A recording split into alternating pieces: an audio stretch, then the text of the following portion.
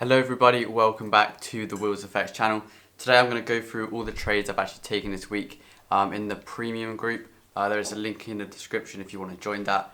We are up for the week, a bit slower than the previous weeks. The first week of March we were up around 9%, second week about 12%, and this week you'll see how much we gain by the end of the week. But yeah, the end of last week on the Friday we did have this lovely gold buy position, a 7% trade.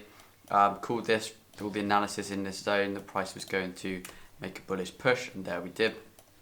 Make that push to the upside for a nice 7% as well. So technically last week we made 19%, but yeah, lovely times. So when we came into this week, what we were looking for was gold to come up to this area here. So this area here, if we had a wick into, fake out, and then we're looking for price to wick into this area once again before then collapsing to the downside. Our target was just these previous lows here. As you see, this level here, we were targeting just above that. However, we didn't actually get that move on this particular day. So we entered first here, looking for a 1 to 5. You know, we got stopped out there, so that was minus 1%. We re-entered when price came back below this level, because you see here we did create this higher, this lower low even. So price was obviously creating lower lows, couldn't break above this level, so we were looking to re-enter. So we did re-enter. We closed a 1 to 1, so that meant we were up 0%. So it's pretty much break even at that point, because we just, you know, we saw this price was coming back up, rejecting this area, and we were like, nah, price is probably going to have another little push to the upside before we do make this move to the downside. Which is what happened. We moved back up to create equal highs up here. As you see, we have that there, boom, double top, whatever you want to call it. And then price did actually come down to the take profit area pretty much, you know, 7 pips away from the take profit level. After this push up, you could say this is a little channel here, and then we had a break of that, and then boom, collapsed. So those are the first two trades. You know, I don't usually like to re-enter when we just got stopped out, but this looked like a good opportunity when we were rejecting the zone again. And yeah, when we go along now with gold, what you see is, if we go on the hourly now, you can see that this 1739 area, where did price wick into here? That level, wick that level, reversal, where this one hit, I'll take profit.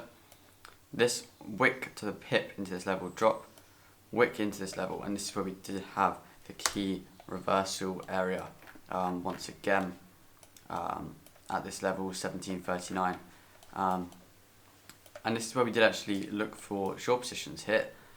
So we created this lower high, price came into this level here. So when we had a break of this little level here, is one of my key levels, this is when we did enter. You know, it was an impulse trade. We entered on the break of here.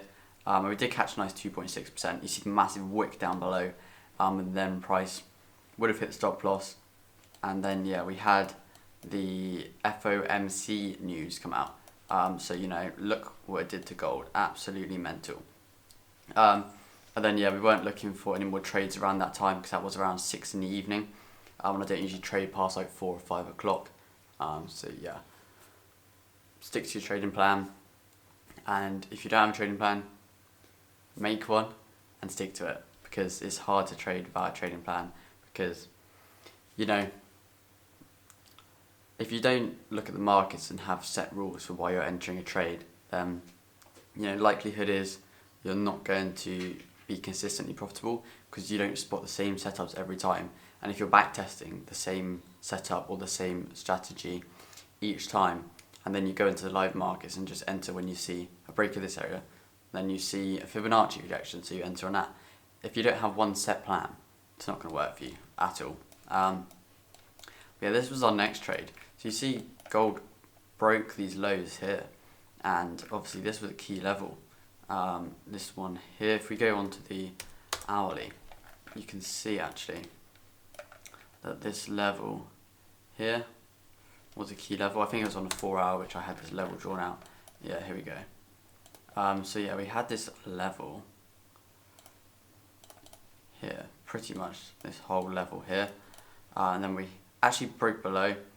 Lower time frames we did close below, but I made the mistake of not waiting for the higher time frame confluences, and I actually did a little impulse entry, which wasn't the best, but you can learn from it. And we closed at 1.5%.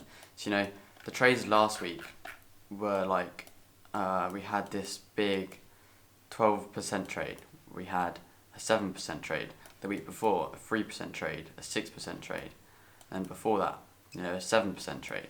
So it wasn't the best week. We still managed to get around 4.1%, 4.2%, because we had this 2.6% from this one even, break even over this side, and then 1.5% on this trade here. We could have had smaller stops and got a bigger risk to reward in this one, but gold had a lot of momentum, a lot of volatility in this area. As you see, price came down, reversed straight away. So it was lucky we closed at 1.5% there. What I'm looking for now on gold, obviously we have broken the 39 level, so we should now see price. If you look at this here, this level, price broke, came back below, broke, came back, sort of retested the area where we've had these wicks previously. So now I should see price come up to this area, maybe break, retest up, or rejections of this area and see price come down. But yeah, I have actually been looking on Euro JPY. I did take a trade on that as well. If we look on this now here, as you see, this was a very, very simple trade. If we get this full screen, so what do we have? We have this bearish momentum. So you see we've created these new highs up here, but we couldn't actually hold above this level, and then we started creating lower highs, lower lows, and then we had this mini wick area here, mini support, broke that. I don't enter on the breaks, I enter on the retest usually. So then we had this massive wick up here, and then this is where we got our entry, 12 pip stops, and yeah, we came down to I think we were in profit around 4.8%. I don't usually trade other pairs, I usually just trade gold, but it's nice to just have a bit of practice on another pair. Euro JPY, if you follow me, you probably see I used to trade this quite a lot when I was doing the 10 to £1,000 series. I was trading this quite a bit. That was what helped grow the account when we weren't risking all the account on gold trades, which tip the account over the 10 to 1,000. But yeah, if you see, we have this area here though as well. If we go on the 30-minute, you can see wick into the area, price comes back, break, a retest. So you see we've got the same thing happening here. Wicks, break, retest, wicks, drop, break, retest, wicks. Hopefully now we see price continue down further. We are targeting this area down here. It's just a long target, 13% on this trade, if it hits. But yeah, just a nice wick entry on this pair here. If we look on the other pairs, I don't usually trade any other pairs, but if you look on the dollar index, what we see this week, so we had this big push up here after the FOMC news. So we had big bearish momentum, price recovered, came back up, couldn't hold above the 92 area. Now we've broken below. So this could be a good sign to see gold go to the upside. Also with US 30, I'm pretty sure we had the same thing happen. Yeah, big bearish drop, but we have managed to recover and we are still dropping. Main focus is on gold. Bye. And then, yeah, we had this area up here as well, which we've seen price. This is where we have actually entered short positions before, where we've had price come in, wick, drop. So yeah, we could see price come back up to this level. This is a key level I'm looking for price to reach. It's 100 pips away now, so it would be a good area to actually look for maybe potential entries. But yeah, obviously we'll see what happens in the markets, how price reacts on their open. Gold could gap open down here. So we'll just see what happens when the market's open. But I'm saving pictures of every trades before and after, which I recommend you should do too. Because otherwise, I've entered 4 trades this week, and if I only share or save even the ones which have done well, you don't learn from it, you don't become a better trader, and yeah, Also, if you weren't looking at the news this week, and you were in, positions, it wouldn't have been good for you. Like, I don't know if we can look at last week. Is that? Let's just go. This month. And let's find where we had the news.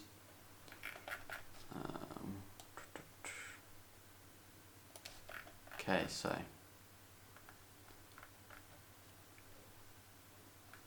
here we had the FOMC, as you see, high impact news. You just got to watch out for this.